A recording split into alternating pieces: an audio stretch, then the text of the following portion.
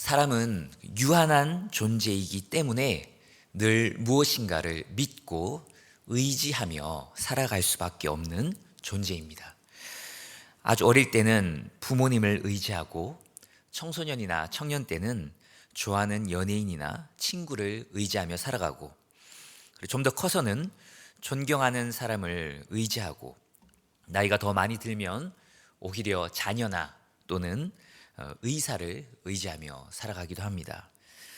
그런데 우리가 사람만 의지하는 것은 아니죠. 때로는 어떤 신을 의지하기도 하고, 때로는 돈을 의지하기도 하고, 때론 어떤 물건이나 어떤 심리나 확률에 의지하며 살아가기도 합니다.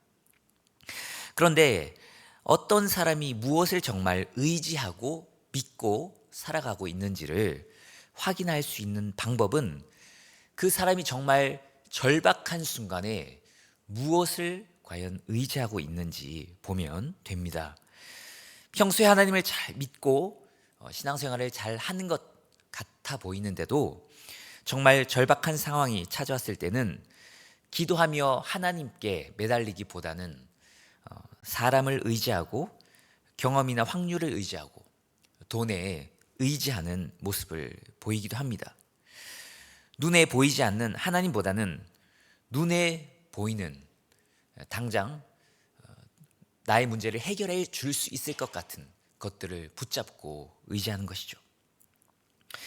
내 오감으로 느낄 수 있는 것, 그리고 많은 사람들이 의지하고 있는 것, 한마디로 대세인 것, 그리고 가장 그럴싸해 보이는 것을 의지하기 마련입니다.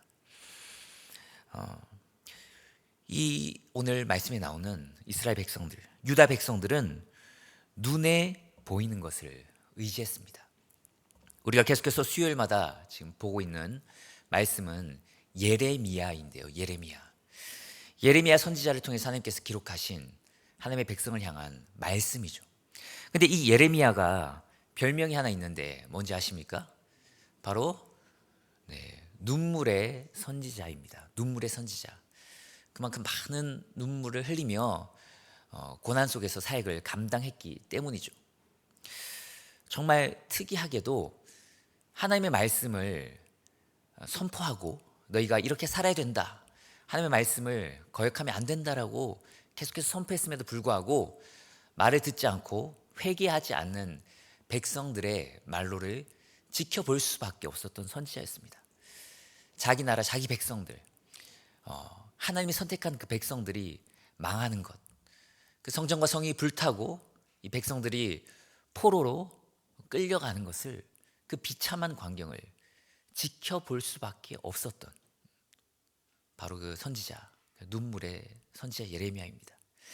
그런 엄청난 격변을 겪던 시기에 살았고 활동했던 선지자인데, 오히려 그런 엄청난 격변 속에 살았던 선지자의 그 메시지였기 때문에 우리가 이 메시지를 통해서 우리 자신과 우리 세계 상황과 우리 교회를 더 분명하게 바라보고, 그런 어쩌면 굉장히 그런 비슷한 시기에 살고 있는 우리에게 주는 그 교훈이 더 깊이 있게 와닿는 것 같습니다. 이스라엘 백성, 유다 백성들은 하나님의 말씀, 또 예레미야를 통해서 주시는 하나님의 말씀을 듣지 않고 눈에 보이는 것을 의지했습니다. 오늘 본 말씀을 보면 함께 읽은 말씀인데요. 예레미야 2장 13절 말씀입니다. 내 백성이 두 가지 악을 행하였나니 곧 그들이 생수의 근원 되는 나를 버린 것과 스스로 웅덩이를 판 것인데 그것은 그 물을 가두지 못할 터진 웅덩이들이니라 하는 말씀입니다. 네. 우리 성문교회 올해 주제가 생각나지 않으십니까? 마르지 않는 샘물 같은 그 하나님의 은혜를 붙잡아야 되는데 이스라엘 백성들은 그렇지 못했죠. 오늘 말씀을 통해서 우리가 첫 번째로 확인할 수 있는 것은 사람은 물 없이는 살 수 있나요? 네, 물 없이 살 수 없다는 것입니다. 실제로 우리가 물을 생각해 봐도 인체의 70% 이상이 물로 되어 있다고 합니다. 음식 없이는 한 달 이상 살 수 있습니다. 물만 마셔도 30일, 40일 금식하시는 분들이 있어요. 그런데 물 없이는 단 일주일도 살기 힘들다고 합니다. 그만큼 사람은 반드시 물로 채워져야 살 수 있는데요. 오늘 이 말씀에 물로 비유되어 있는 하나님과 하나님의 은혜로만 은혜로 채워져야만 우리가 살 수 있음을 믿습니다. 우리가 그렇게 만들어졌기 때문입니다. 그런데 하나님으로 채워지지 않다 보니까, 그리고 하나님으로 채우기 싫다 보니까 사람들이 자꾸 하나님 비슷해 보이지만 하나님과 전혀 다른 그런 우상들, 그런 다른 신으로 자신을 채웁니다. 우리가 하나님을 버리면 무신론자가 될 것 같지만 하나님을 버리면 오히려 수많은 다른 신들이 그 사람을 지배하게 됩니다. 박순영 목사님이라는 목사님이 이런 얘기를 해주셨는데요. 하나님을 버리면 신을 믿지 않는 것이 아니라 신들이 비처럼 내리게 된다. 그만큼 잡다고 많은 신들을 섬기게 된다는 거죠. 실제로 신을 믿지 않는 것처럼 보이는 사람들도 엄청나게 많은 미신들을 믿고 살아가지 않습니까? 네, 무슨 빨간색으로 자기 이름 쓰면 안 되고, 뭐 4층에 살면 안 되고, 뭐 손 있는 날 이사하면 안 되고, 발 있는 날은 이사해도 되는지 모르겠는데, 네, 막 그런 것들이 얽매여 살잖아요. 그러니까 저희 아버님은 이사할 때 일부러 손 있는 날 골라서 이사를 한대요. 왜냐하면 싸니까, 네, 저렴하니까 이사비가. 그런 거 상관없거든요. 네. 그런 것에 구애받지 않고 사는데, 뭐 문지방 밟으면 안 되고, 뭐 이런 등등등의 정말 쓸데없는 것, 그런 미신들에 사로잡혀서 그런 것들을 신경 쓰면서 살아가는 거죠. 최근에 나온 어떤 영화 보니까 무슨 묘자리에 관한 영화던데, 아직 보진 않았는데, 또 그런 것도 우리가 막 신경 쓰면서 막 웃돈을 주고 몇 억씩 주면서 좋은 땅에 사람을 묻으려고 하지 않습니까? 그런 것들이 다 결국에는 미신들을 섬기기 때문에 생기는 현상들인 거죠. 하나님 한 분만 섬기면 다른 그 어떤 것도 의지할 필요가 없는데, 하나님을 버리면 수많은 잡다한 신들을 섬기게 된다는 것입니다. 아무리 과학이 발달해도 사람들은 물질로만은 만족할 수가 없습니다. 그렇게 창조되었기 때문이죠. 그래서 아주 똑똑하고 돈 많은 사람들이 나오는 그런 테드나 다른 세계적인 강연에서도 의외로 종교적이거나 영적인 주제의 강연들이 많은 사람들의 관심을 얻고, 또 무슨 불교의 템플 스테이 같은 것에도 서양의 많은 사람들이 관심을 가지지 않습니까? 저희 교구의 어떤 집사님의 사업장 얘기를 들어봐도 가끔 정말 돈이 많아서 해보고 싶은 것은 다 해본 그런 손님들도 가끔 온대요. 그런데 그 손님들이 이 집사님에게 어떤 특이한 종교를 권하면서 그런 것에 관심을 두는 모습을 봤다라고 저에게 얘기를 했었습니다. 그런 얘기를 들었었어요. 뭐 돈이 너무 많아서 안 해본 게 없는데 거의 대부분의 것을 할 수 있음에도 불구하고 그런 것으로 만족하지 않고 결국에는 영적인 것을 추구한다는 거죠. 사람이 하나님으로만 만족하게 만들어졌기 때문에 무엇인가 이 세상 물질이 아닌 그 영원한 것을 사모하고 찾는 것입니다. 이렇게 사람은 물 없이는 살 수 없습니다. 하나님과 하나님의 은혜로만 그것이 채워져야만 우리는 행복한 삶을 살 수 있고 만족하고 승리하는 삶을 살 수 있는 줄 믿습니다. 오늘 말씀을 통해 우리가 알 수 있는 두 번째 것은, 유다 백성들은 생수의 근원 되시는 하나님을 버리고 스스로 웅덩이를 팠다는 것입니다. 스스로 웅덩이를 팠다. 근데 그 웅덩이는 어떤 웅덩이였죠? 네? 멀쩡한 웅덩이였나요? 터진 웅덩이였습니다. 터진 웅덩이. 이 팔레스타인 지역, 그러니까 이스라엘이 있는 이 지역에는 그 물을 구할 때 세 가지 종류의 어떤 근원을 통해서 물을 얻었다고 합니다. 가장 좋은 것이 아주 깨끗한 샘물에서 솟아나는 생수였다고 합니다. 깨끗한 샘물에서 물이 올라와서 졸졸졸 흐르는 그 샘물, 그 생수가 최고의 물이었고, 그것이 없을 경우에는 두 번째로 이제 우물을 팠다고 합니다. 이렇게 우물물을 할 수 없이 이제 두 번째로 얻었었고, 우물도 없다 그러면은 세 번째가 바로 웅덩이를 판 것이었다고 합니다. 웅덩이. 그러니까 할 수 없이 우물도 없으니까 이제 웅덩이를 파는데, 우물은 땅을 파면 그 밑에 있는 물이 올라오는 거잖아요.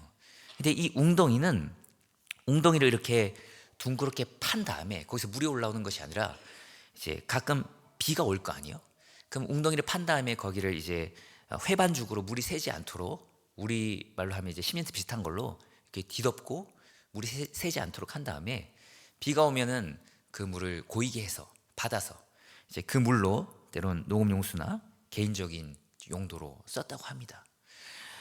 잘 받아도 그 고인물 자체가 별로 깨끗하지도 않은데, 게다가 만약에 터진 웅덩이라면 물을 잘 가둬놓고 물이 잘 고였겠지라고 생각했는데, 나중에 열어보면 어떻게 되겠어요? 아무것도 물이 남아있지 않은 그런 웅덩이가 되는 거죠. 물 없는 웅덩이가 되는 거죠. 물이 다 빠져나가서 쓸모없는 그런 웅덩이가 되는 것입니다. 이 터진 웅덩이를 이스라엘 백성들이 붙잡고 의지했다는 것이죠. 이 터진 웅덩이가 구체적으로 뭘까요? 예레미야 2장 8절 말씀을 보고 18절 말씀을 보면 잘 나와 있는데요. 8절 말씀에 제사장들은 여호와께서 어디 계시냐 말하지 아니하였으며, 율법을 다루는 자들은 나를 알지 못하며, 관리들도 나에게 반역하며, 선지자들은 바알의 이름으로 예언하고 무익한 것들을 따랐느니라. 제사장들, 율법을 다루는 종교 지도자들은 여호와 하나님을 버렸고, 관리들은 정치적 지도자들입니다. 그런 왕과 지도자들도 하나님께 반역했고, 하나님의 이름으로 예언해야 하는 그 많은 선지자들도 하나님께 등을 돌리고 가짜 선지자가 되어 바알의 이름으로 예언했다라고 말합니다. 바알의 이름으로 예언했다. 하나님이 아닌 우상 바알을 섬긴 것이죠. 그 바알이 바로 터진 웅덩이였습니다. 그리고 또 하나의 터진 웅덩이가 있는데, 예레미야 2장 18절에 보면 내가 시올의 물을 마시려고 애굽으로 가는 길에 있음은 어찌 됨이며, 또 내가 그 강물을 마시려고 아수르로 가는 길에 있음은 어찌 됨이냐라고 말씀이 나와 있어요. 결국 뭘까요? 분명하게 나와 있는데, 애굽과 아수르. 그 당시 이집트와 이제 아수르에서 바벨론으로 넘어가는 시기였는데, 이제 가장 초강대국이었던 아수르를 의지한 것이었습니다. 바로 그 강대국이 터진 웅덩이였어요. 바알과 애굽과 아수르가 터진 웅덩이였습니다.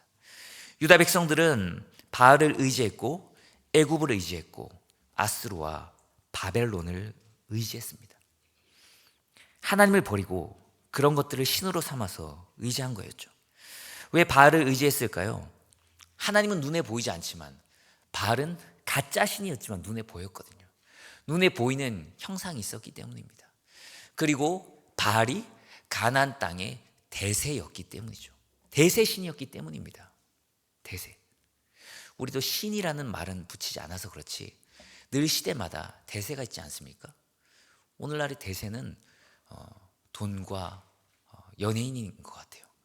그런 돈과 연예인이라는 것을 신으로 삼아서 그것을 의지하는 것이죠.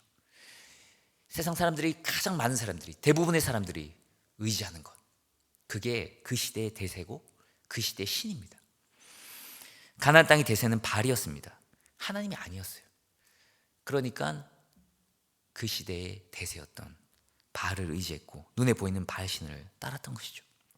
그리고 애굽과 아수르는 그 당시 세계를 호령하던 두 개의 최강대국, 초강대국들이었습니다. 가장 큰 나라였어요. 우리나라도 강대국에 둘러싸여 있어서 굉장히 국제 정세를 가늠하기가 힘들고, 때로는 강대국들 사이에서 압박에 시달려서 또 힘들기도 하지 않습니까? 이스라엘도 강대국에 둘러싸여 있었습니다. 어쩌면 하나님이 일부러 그렇게 배치를 하신 것 같아요. 하나님만 의지하라고 그렇게 하신 건데 유다 백성들은 하나님을 의지하기보다는, 하나님께 의지하며 기도로 나가기보다는 바알에게 예배하고 강대국들 사이에서 요 나라에 붙었다 저 나라에 붙었다 하면서 그런 눈에 보이는 힘을 붙잡고 의지했습니다. 당장에는 그 강대국이 나를 지켜줄 것 같거든요. 왜냐하면 강대국은 눈에 보이잖아요. 눈에 보이는 살아있는 권력입니다. 그러니까 하나님은 보이지 않으니까 하나님보다는 우리의 오감을 자극하고 우리 느낌에 우리를 지켜주고 살려줄 수 있을 것 같은 것을 붙잡고 의지하는 거죠. 그래서 바알을 의지하고 강대국을 붙잡았습니다. 그런데 하나님은 너무 답답하고 안타까우셨죠. 하나님이 얼마나 답답하셨는지, 얼마나 안타까우셨는지 예레미야 2장 10절 11절 말씀을 보면 하나님이 이렇게 표현합니다. 너희는 기띔 섬들에 건너가 보며 게달에도 사람을 보내 이 같은 일이 있었는지를 자세히 살펴보라. 어느 나라가 그들의 신들을 신 아닌 것과 바꾼 일이 있느냐. 그러나 나의 백성은 그의 영광을 무익한 것과 바꾸었도다. 기띔의 섬들은 키프로스 섬을 얘기하는 거예요. 구브로 섬. 신약시대 때 바울이 1차 선교 여행 때 들어서 선교했던 그 구브로 섬을 얘기해요. 그 당시 이제 서쪽에 있는 가장 먼 나라로 여겨졌던 섬인 거죠. 그리고 여기 나오는 게달은 이제 아라비아 쪽에 있는 곳으로 동쪽으로 가장 먼 나라라고 생각을 했습니다. 그러니까 동에서 가장 먼 곳과 서에서 가장 먼 곳. 한마디로 이방의 모든 나라들을 한번 잘 살펴봐라. 하나님의 백성이 아닌 저 이방 나라의 이방 백성들도 자기가 믿는 신을, 자기가 의지하는 자기 나라의 그 국가의 신을 다른 나라의 신과 바꾸지 않는다. 세상 사람들도 그렇게 안 산다. 그런데 나의 백성인, 진짜 살아있는 참신인 하나님의 백성인, 내 백성인 너희들은 어찌 나와, 진짜 신인 나와 신이 아닌 저 가짜들과 바꾸느냐라고 하면서 아무 의미 없는, 너희를 지켜줄 수 없는 그 무익한 것과 바꾸느냐라고 하면서 하나님의 그 찢어지는 가슴을 표현합니다. 결국 터진 웅덩이를 선택한 이스라엘 백성들, 이 유다 백성들의 말로는 비참했습니다. 결국 그들은 망하는 길로 갈 수밖에 없었습니다. 물론 하나님께서 완전한 심판을 하신 것은 아니고 징계를 하신 것이지만 그 징계는 정말 무서웠어요. 아까 초반에 얘기했듯이 수많은 사람들이 포로로 끌려가고 나라는 불타고 비참하게 됐습니다. 그런 안타까운 정말 큰 역경을 겪게 됐죠. 그것은 하나님이 그냥 우유부단하게 갑자기 화나서 그렇게 하신 것이 아니에요. 하나님은 이스라엘과 언약을 맺으셨습니다. 약속을 하신 거예요. 신명기 27, 28장을 보면 하나님이 이스라엘 백성과 언약을 맺는 장면이 나오는데 그 유명한 그리심산과 에발산이 등장하죠. 이 두 산의 이스라엘 백성들을 나눠서 하나님께서 서게 하시고 그리고 그리심산에 있는 하나님의 백성들은 축복의 말씀을 선포할 때 아멘이라고 하게 하고, 그리고 에발산에 서게 한 백성들에게는 저주의 말씀을 선포할 때 아멘 하도록 하십니다. 그렇게 약속을 했음에도 불구하고 거기 읽어보시면 하나님께 이렇게 하면 저주받는다고 하는 그 모든 목록들을 이스라엘 백성들이 다 저지릅니다. 그리고 하나님은 그 약속대로 이스라엘 백성들을 결국에는 징계하시죠. 오직 우리는 참 생수의 근원 대신 하나님만 의지하고 예수 그리스도만 의지할 때 정말로 승리하고 생명의 길을 얻는 줄 믿습니다. 터진 웅덩이, 우리가 생각할 때 괜찮아 보이지만 그 웅덩이는 터진 웅덩이입니다. 하나님 이렇게 예레미야 17장 8절에서 말씀하십니다. 여호와를 의지하는 자에 대해서 표현하시는데 그는 물가에 심어진 나무가 그 뿌리를 강변에 뻗치고 더위가 올지라도 두려워하지 아니하며 그 잎이 청청하며 가무는 해에도 걱정이 없고 결실이 그치지 아니함 같으리라. 아멘. 시편 1편에도 잘 나와 있듯이 복 있는 사람, 오직 하나님 여호와 하나님만을 의지하는 자는 그 뿌리를 그 정말 마르지 않는 그 시내에 뻗고 있는 나무와 같다라고 표현합니다. 겉으로 볼 때는 건조한 땅처럼 보일지도 모릅니다. 그러나 보이지 않는 그 뿌리가 마르지 않는 샘에 뻗어 있는 것이죠. 세상 사람들 눈에는 보이지 않습니다. 그리고 우리의 육신의 눈에도 그 뿌리는 보이지 않아요. 그러나 하나님께서 그 뿌리로 마르지 않는 샘, 하나님의 그 솟아나는 샘 가운데 내리게 하셔서 결코 다른 나무들이 다 가물고 마르게 될지라도 하나님을 의지하는 그 사람은 그 나무, 시냇가에 뿌리를 내린 나무처럼 결코 마르지 않고 놀라운 열매들을 맺게 하실 줄 믿습니다. 그 하나님을 의지하고 나아가는 우리가 되기를 소망합니다. 그러나 우리는 때로 연약하고 죄인이어서 그렇게 하나님을 의지하지 못하고 우리의 눈에 보이는 것들을 의지할 때가 많이 있음을 또한 고백합니다. 저도 그래요. 목회의 길로 들어서면 더 이상 유혹이 없고 이제 하나님을 의지하며 쭉쭉 큰 대로로 평탄한 길을 갈 줄 알았습니다. 그런데 실제로는 그렇지 않더라고요. 목회를 하면서도 훨씬 더 눈에 보이는 것들을 의지할 만한 그런 유혹들이 많이 도사리고 있습니다. 설교만 해도 그래요. 설교도 때로는 굉장히 이렇게 논리적으로 잘 준비가 되고 설교문이, 그리고 탁월한 신학자들의 그런 신학학자들의 어떤 내용들이 많이 인용이 되고, 그래 이 정도면 손색이 없겠다, 너무 좋다라고 안주하고 만족할 때 오히려 그 말씀 가운데 은혜가 없고 메마를 때도 많이 있더라고요. 하나님을 의지하기보다는 설교문을 의지한 거죠. 그러나 때로는 준비가 조금 덜 됐음에도 불구하고 정말 간절하게 하나님 앞에 기도로 나가고 하나님을 붙잡고 나갈 때는 또 하나님께서 그 말씀을 통해 저와 많은 성도들에게 큰 은혜를 주심을 경험합니다. 물론 우리가 최선을 다해서 준비하고 해야 되겠지만 내가 그 최선을 다한 것을 의지하느냐 아니면 하나님을 의지하느냐가 결국에는 문제인 거죠. 그리고 목회를 하면서도 다른 또 목사님들을 볼 때, 그리고 저 자신을 볼 때 잘못하면 사람이나 또 교회를 의지할 수 있겠다는 생각이 들었습니다. 어떤 또 목회자들 보면 너무 때로는 존경하는 목사님 밑에서 또 배우고 싶다라는 마음으로 그런 큰 교회를 선택할 때도 있지만, 어떤 경우는 정말 큰 교회, 유명한 목사님 아니면은 안 가겠다, 그렇게 마음먹은 그런 목회자들도 있더라고요. 결국에는 유명한 담임 목사님을 의지하고 큰 교회를 의지하고 그런 교회가 앞으로 자기의 목회 길을 열어줄 거라고 믿고 의지하고 그런 선택을 해 나가는 거죠, 어떻게 보면. 그리고 사람들을 의지하기도 합니다. 가장 낮은 사람, 가장 가난한 사람, 그리고 장애가 있고 세상 사람들이 인정받지 못할 만한 사람에게 더 관심을 갖고 사랑하고 기도해 줘야 되는데, 교회 안에서도 굉장히 세상적으로 잘 나가는 사람, 뭘 많이 가진 사람, 그런 사람들을 더 잘 대우해 주고 그런 사람들의 편의를 제공해 주는 그런 사람들 중심의 교회로 만들어가는 그런 경우도 있는 것 같아서 너무 마음이 아프더라고요. 꼭 강남이라고 해서 꼭 나쁜 건 아닌데, 예전에 어떤 강남의 교회 가니까 이렇게 방문을 할 일이 있었는데 갔는데 다 강남 부자 분들만 오신 것 같더라고요. 거기서 뭔가 일반적인 사람은 낄 수 없는 그런 분위기가 느껴졌는데, 과연 하나님이 기뻐하실까 하는 생각이 들었습니다.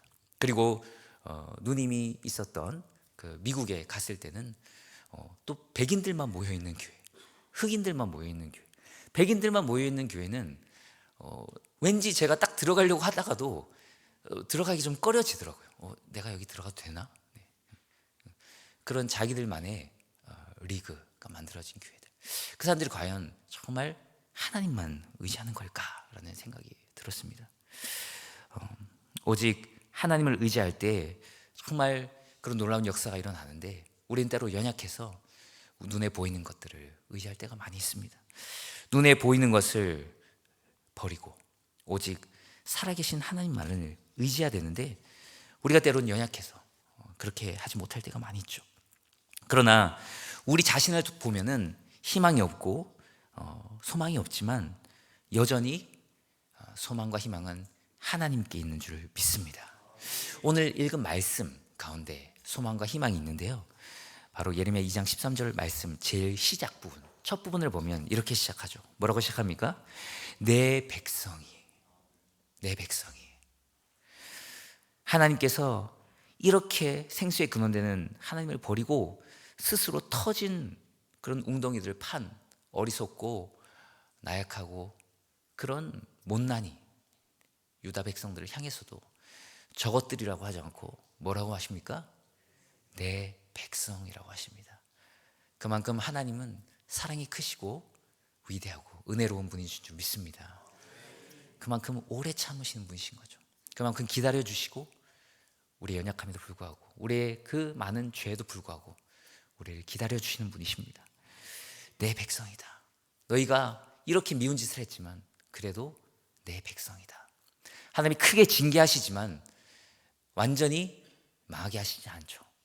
포로에서 다시 귀환하고 돌아오게 하시고 다시 에스라를 통해서 회복시켜 주십니다. 그리고 그렇게 예수님 시대에도 종교 지도자들과 유대인들이 예수님을 거부하고 결국은 십자가에 못 박잖아요. 그럼에도 불구하고 예수님께서는 우리를 향해서 놀라운 말씀을 주십니다. 요한복음 4장 14절 말씀인데요, 우리 다 같이 한번 읽어보도록 하겠습니다. 시작. 내가 주는 물을 마시는 자는 영원히 목마르지 아니하리니 내가 주는 물은 그 속에서 영생하도록 솟아나는 샘물이 되리라. 아멘. 예수 그리스도 안에 영생하도록 솟아나는 샘물이 있는 줄 믿습니다. 예수님 뭐라고 말씀하십니까? 내가 주는 물을 마시는 자는, 예수님께서 무슨 말이에요? 물을 주겠다는 거예요. 예수님이 내가 물을 주겠다. 이 물을 마시기만 해라. 내가 주겠다. 내가 너희를 버리지 않겠다. 너희를 사랑한다. 너희를 버리지 않겠다.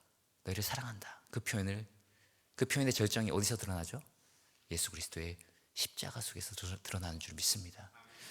이 죄인을 살리기 위해서 십자가에 죽기까지, 성부 하나님께 버림받기까지 우리를 위해서 모든 것을 쏟아내어 주신 그 예수님만 의지하고 영원히 솟아나는 그 샘물이신 예수님만 붙잡고 나아가며 결국엔 승리하는 우리 모두 되기를 축복합니다. 찬양하고